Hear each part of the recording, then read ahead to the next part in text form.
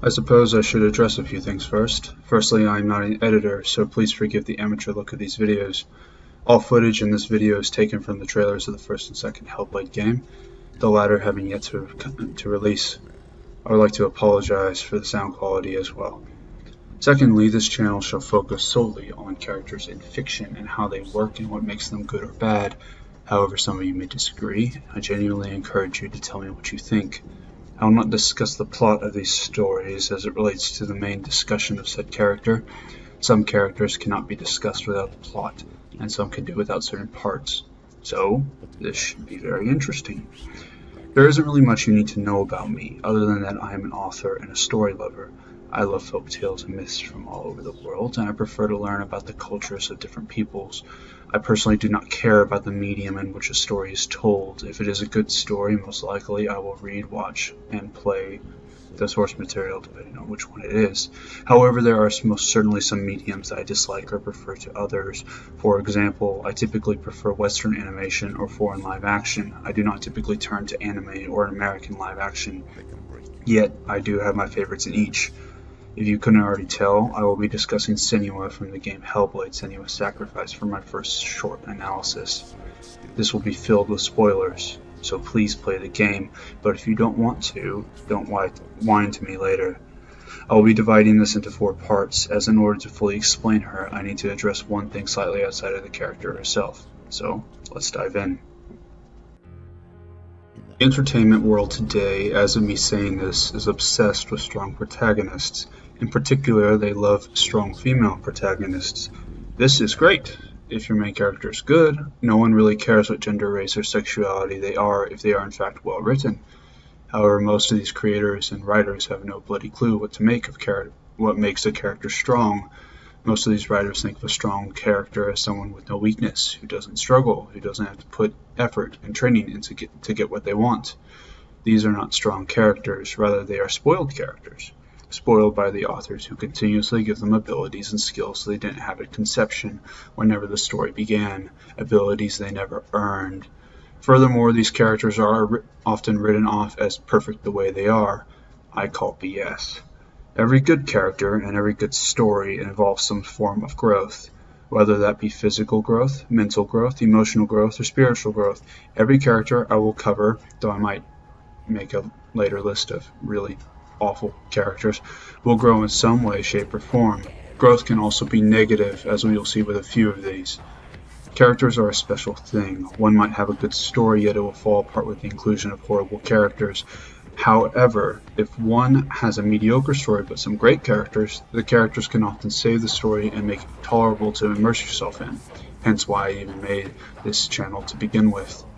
The entirety of this issue stems from a need to promote what they see as diversity. However, in the process of doing so, they fail to understand that simply changing the gender of a character does not accomplish this. Rather, it prohibits truly strong female protagonists that are original from taking the spotlight. Think about it.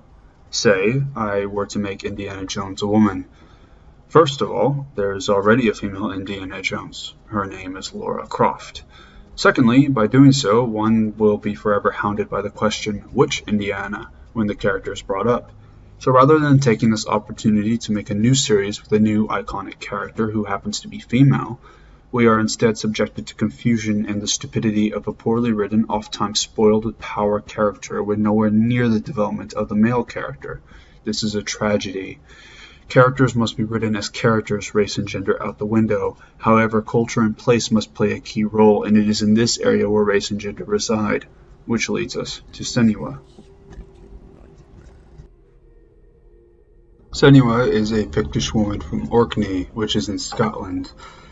The Picts were well known for painting their faces, and unfortunately other than that my knowledge is limited. As though I am a history major who prefers the Dark Ages, I unfortunately do not spend much time in this area geographically. However, my interest was piqued by this game, so I will most certainly be researching more in the future, but that's besides the point. Either way, Senua is a young Pictish woman who suffers from psychosis and paranoid schizophrenia, conjured up by the burning of her mother when she was 5, the abuse of her druid father throughout her life, and the subsequent murder of her fiancé/husband. I couldn't figure out which, pretty sure it was her husband. and her entire village at the hands of the Northmen, who are people I can talk about. To put icing on the cake, the Northmen went so far as to blood eagle her husband Dillion.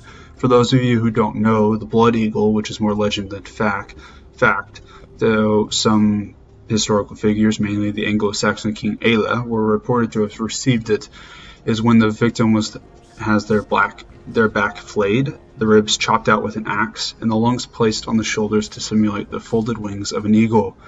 You are alive for the entirety of the experience, and if you scream or make any sound, you won't go to Valhalla, so have fun.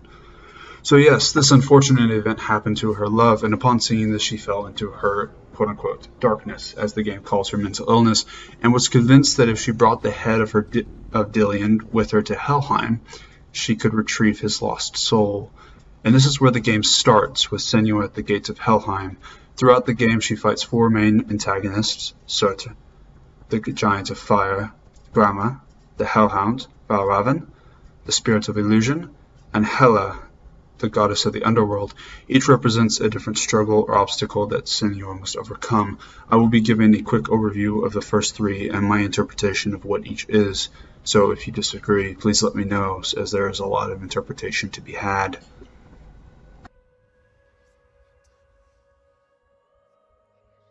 I suppose we will deal with the one I fought first, which is Surt. I'll be getting through these pretty quick.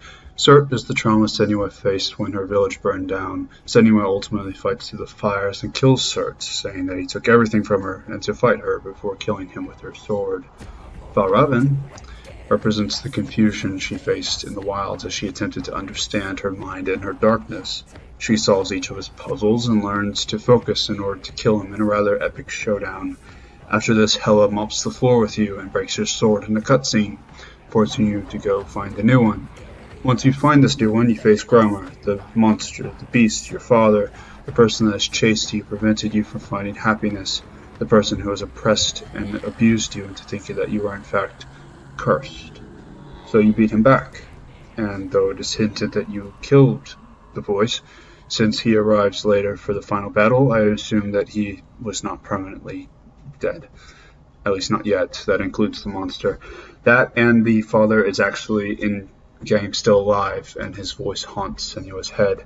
However, it is the final battle I want to pay attention to, the final showdown with Hela.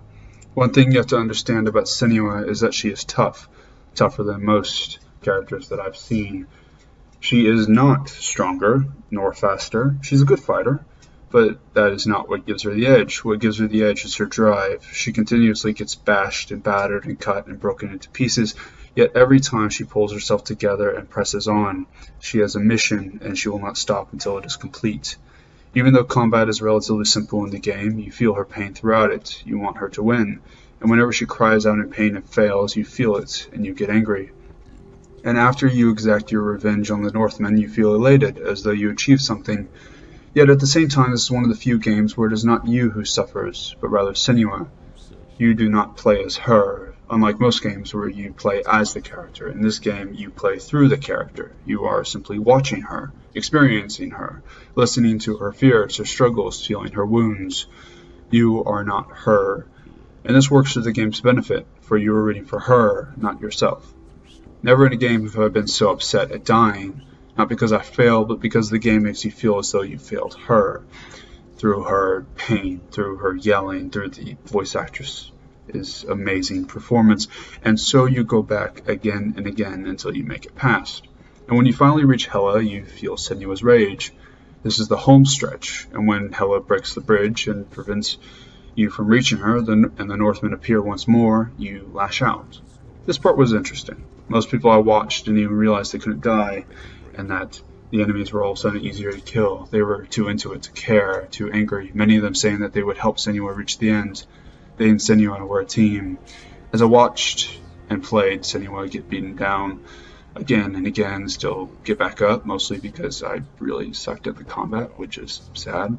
But nonetheless, I grew to love the character more and more. The only part that I felt portrayed this just as well was when you finally get into Helheim, and the Northman with the big axe, the largest of the bunch, pummels her into the ground. But she still gets back up, and you have to fight wounded and tired. That's another element that was a genius addition. As your health gets lower, Senua grows weak and tired, and your battles soon become a desperate fight to live, resulting in a truly grim, brutal struggles to the bitter end. And yet when you reach the finale, you feel the adrenaline rush, and you watch as Senua goes berserk and waits through wave after wave until at last you realize that there was only one way to win, and that's to let go of the anger that's been building not only in Senua but also in you, and at this time you have to let her fail, you have to let her die, and that is hard. Many of the people I watched, they cried, they didn't want they didn't want to fail, they kept fighting, but in the end, that's all they could do. And then they watched helplessly as Senua begs for Dillian's life, only to be killed by Hela with her own sword. But you may notice something while this is happening. Hela looks a lot like Senua as she trembles, picks up Dillian's head, and drops it off into the valley. Only then is the truth revealed. Senua's greatest villain, her greatest adversary, was herself. This entire journey she held on to her love, suffering unimaginable pain to save his soul, only to realize she has to let him go. And so she does, and walks away, for as Senua says to the viewer while looking into your eyes, there are more stories to tell. At its heart, Hellblade: Senua's Sacrifice is a tragic love story between a woman and her deceased husband. Many will argue that the point of the tale is mental illness, but I disagree. I think there are multiple points, the main one being the tried and true "what is love" message. Mental illness simply plays a role in developing the character and explaining the depth of said love to the audience. The fact that you are always in Senua's head and there are constant voices in your ears help show you the level of hurt she was put through because of this love. Dillian was the only one who ever tried to understand her darkness and even look past it to see the woman who suffered from it rather than the things she suffered from. Theirs was a friendship that turned to love, and the flashbacks to their small conversations and their first meeting really show how his tender kindness helped her combat her problems and led her to happiness. Herein lies another point in Senua's favor. There are other strong characters for her to play off of. I'm going to say something, but let me explain before the feminists flip out over what I'm about to say. Senua becomes a stronger character because of the strong man in her life.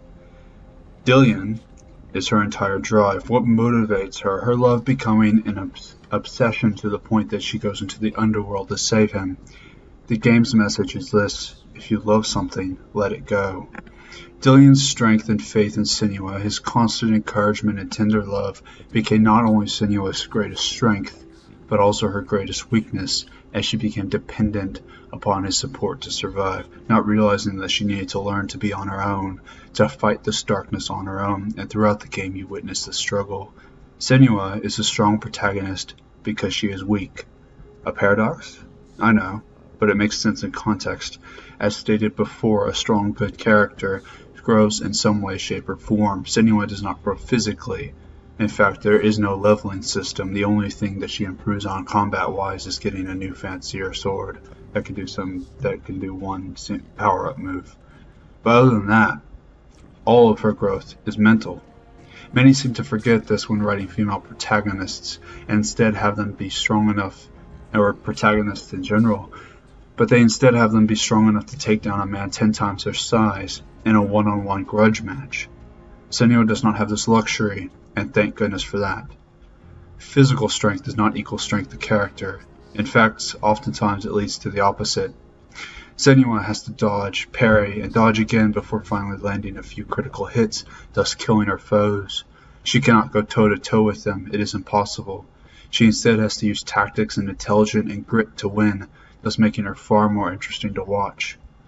Her power comes from her drive, not her physicality.